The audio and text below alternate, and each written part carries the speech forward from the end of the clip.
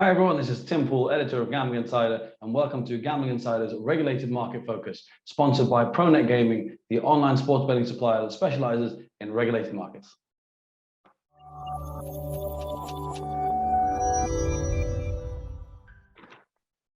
Hi Pontus, thanks very much for joining us.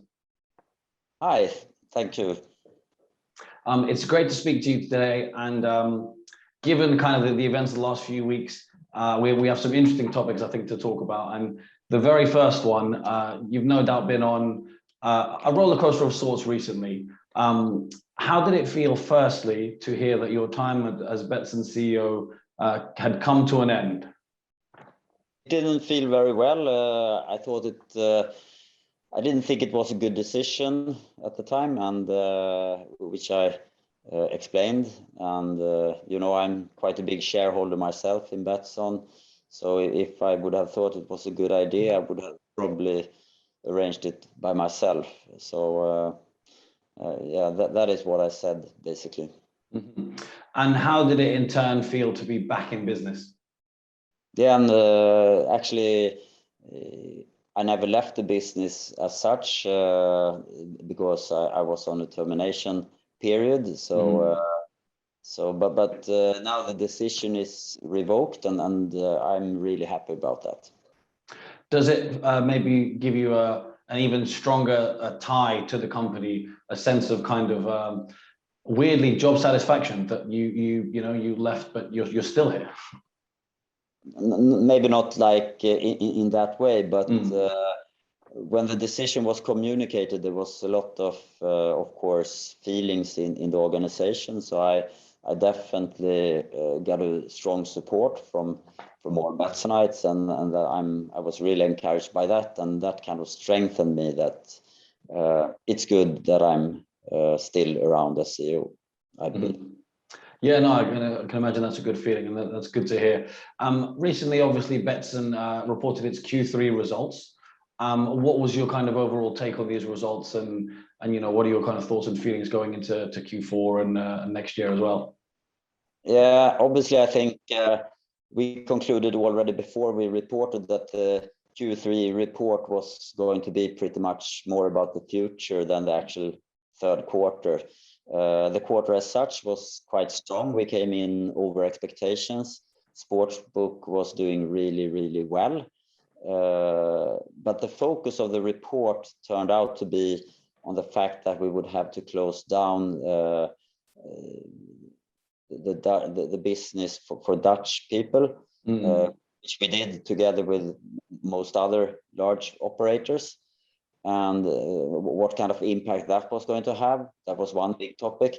And then there was the trading update for the first part of the fourth quarter, which was a little bit weak due to high winnings from players in the sportsbook. So not a terrific sportsbook margin from our point of view.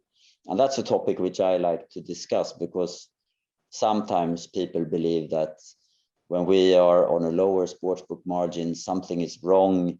Did we lose our ability to put the right odds out there? But that's not the case. It's the case that within gambling, it swings back and forth, and people have to be able to win, and sometimes they win several days and even weeks in a row, and that's good. That's the way it has to be. So that's not a big deal to me. But of course, when you reveal figures for the first part of the quarter and it's a weaker sportsbook margin than normal, then it has an impact, of course, and people can get a little bit scared about that. Yeah, absolutely. I'd like to go back to the kind of one of the points you made earlier, because my next question was going to be about the Dutch market, and you gave an update there on kind of Betsson's stance. What's your take on how the kind of online gaming market has, I want to say launched, but I almost don't want to say launched, because as you say, it's some companies have stopped their operations in that market. Yeah, obviously I don't personally have too much insight of how the market has launched now since the regulation came into force. Obviously us not being part of that market, and that's from all markets that has gone into regulation, this is the first one where we stand on the outside for a period of time, and I think that's very unfortunate. I don't think it's the way to do it. It's like in a 100 meters running competition, if somebody gets to start 5 seconds before we get to start, then it's very hard to catch up. So I think it's not a fair way of opening up a market, but the situation is what it is, and we have adopted to it, and we look forward to once we will be able to open as well. I mean, I imagine it came as a surprise, because there was a lot of talk about kind of this last minute ruling in Holland. That was a big surprise. Nobody expected that. And it came, I think the decision was made like on the 21st of September. We got the information on the 22nd. We had like 8 days to fix everything, shut down accounts, pay out money. That was and first of all, understand the decision, because we were so surprised about that decision. So it took us some time to kind of grind through everything and conclude that we really had to shut down. And when it comes to regulated markets elsewhere in Europe, I mean, which ones at the moment are really promising for Betsson, and are there others that kind of maybe presenting more challenges, perhaps not as much as the Dutch market, but maybe less promising at the moment? Yeah, now there are plenty of markets in Europe that are regulated. We are not present in all those markets, but in a few. And I think if you look at Europe as a whole, I think you can say that at least our view is that it's a little bit over-regulated in total. And we hope that will swing back, because it's not good for the channelization of players to the regulated markets.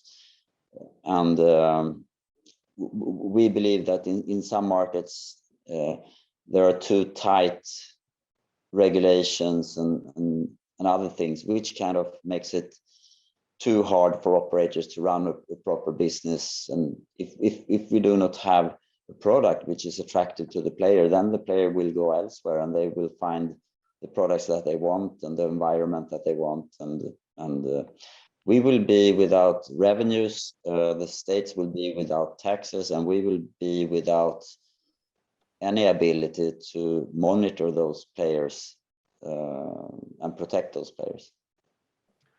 Naturally, when we talk about kind of the over-regulation in Europe, and certainly in some mature markets in Europe as well, the US is absolutely the reverse at the moment. A lot of excitement, a lot of new markets opening up, and in a lot of states, some considered some healthy, fair regulation. Of the kind of states that are, obviously we had New York recently had license approved. Of the kind of the new sports betting markets and casino markets, which in general, not specifically to Betsson, which states kind of excite you the most at the moment? For the time being, actually, it's Colorado, which is a small state with only sports betting allowed and no casino games. The reason for that being that we are going to launch our B2C operation in Colorado next year, and we will do that in order to kind of promote our sports book to other operators in the US markets. So we have the ambition to sell that as a B2B offering in the US market. But as you say, overall, there's full speed ahead in many places in the US. There is not a single state that has a set of regulations which is identical to another one. So it's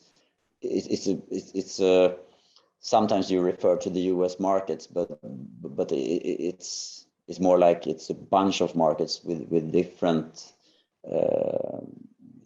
taxes, different products, different regulations, but all in all and all together, it's a very exciting area that we will look into next year. Yeah, and when it comes to Betsson's operations, kind of in the sort of coming months and a couple of years, do you have any kind of set goals, any aspirations in the US at the moment? Apart from, of course, what you just mentioned as well. We have not any goals in figures that we have communicated externally, but we have the ambitions to have a couple of good business-to-business clients in the US in the future. So that's quite important, that the US for us is a B2B market for the time being, but we opened the B2C operation in Colorado to kind of try out our sportsbook and to showcase it and prove that it's competitive in the US market. Sure. Were there any kind of specific reasons why it is for now kind of the priority remains B2B for you guys in the US? Yeah, the US market is such a large market.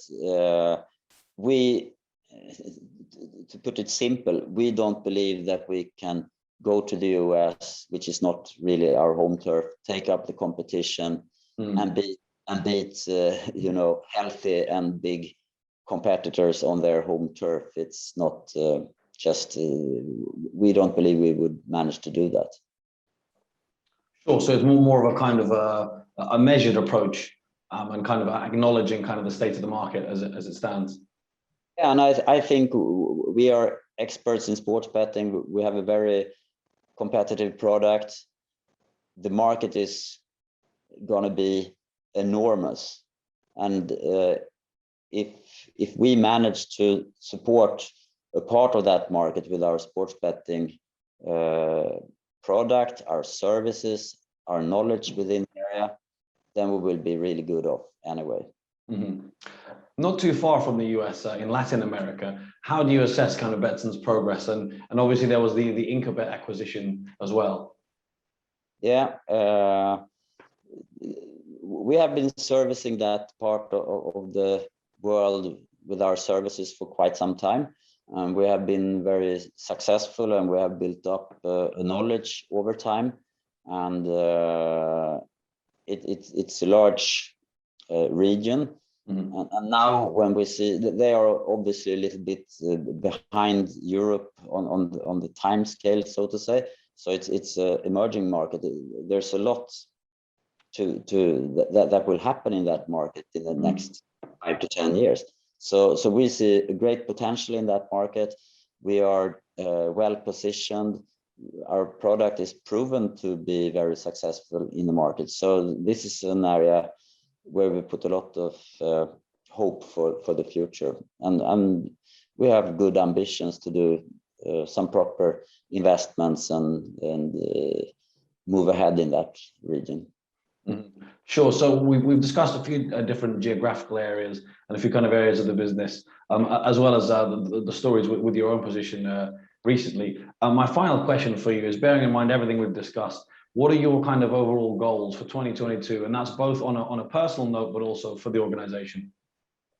Yeah, on a personal level, to keep on heading Betsson in the direction where we are heading right now. And I think we are on a really good move. And for the company, of course, we have put a lot of efforts and resources into the US project. I'm looking forward to see some kind of output from that project, be it a good start of Colorado operations, be it some contracts on the sports betting side. That's something that we look forward to. Then, as I mentioned, we put a lot of trust into Latin America. I really hope that we will see Betsson become an even bigger player in that part of the world in 2022. And if I may wish something from the year, I wish less decisions like the Dutch one from regulators, or unexpected decisions, which are very hard to. We had the German one a year ago, which was also very hard to handle. It came with a short notice, had a huge impact, and moved a lot of gaming activity out from the well-established players to some kind of cowboy operators, which is not good for the consumer or this industry. I'm sure a lot of operators will share your sentiment there, but at the same time, we're probably going to have to accept that there might be the odd unexpected decision still to come, but hopefully not. Pontus, thanks very much for your time, and I really appreciate you speaking to us.